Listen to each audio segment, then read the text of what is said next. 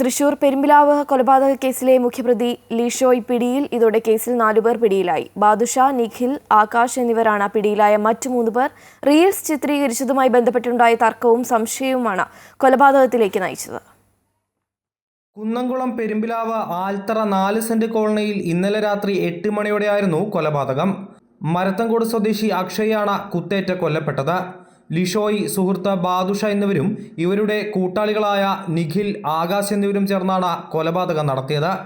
കൊല്ലപ്പെട്ട അക്ഷയും പ്രതികളും ഒരേ സംഘത്തിൽപ്പെട്ടവരായിരുന്നു. ലഹരി കച്ചവടവുമായി ബന്ധപ്പെട്ട ലിഷോയും സംഘവും ചിത്രീകരിച്ച റീൽസിനെ തുടർന്ന് ഇവർ തൻ്റെ സംഘത്തിൽ നിന്നും മാറിയോ എന്ന സംശയത്തെ തുടർന്നാണ് അക്ഷയ് ലിഷോയുടെ വീട്ടിലേക്ക് എത്തിയത്. പിന്നാലെ ഇതുമായി ബന്ധപ്പെട്ട് ഉടലെടുത്ത തർക്കമാണ് കൊലപാതകത്തിലേക്ക് നയിച്ചത്. ദേഹമാസകലം വെട്ടേറ്റ അക്ഷയ് സംഭവ സ്ഥലത്ത് വെച്ച് തന്നെ മരിച്ചു. അക്ഷയുടെ മൃതദേഹം കുന്നംകുളം താലൂക്ക് ആശുപത്രി മോർച്ചറിയിലേക്ക് ഇന്നലെ രാത്രി തന്നെ മാറ്റിയിരുന്നു.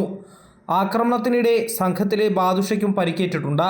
ഇയാൾ പെരുമ്പിലാവിലെ സ്വകാര്യ ആശുപത്രിയിൽ ചികിത്സയിലാണ്. കൊല്ലപ്പെട്ട അക്ഷയും ആക്രമണം നടത്തിയവരും നിരവധി ക്രിമിനൽ കേസുകളിൽ പ്രതികളാണ്. അമൃത ന്യൂസ്, തൃശൂർ.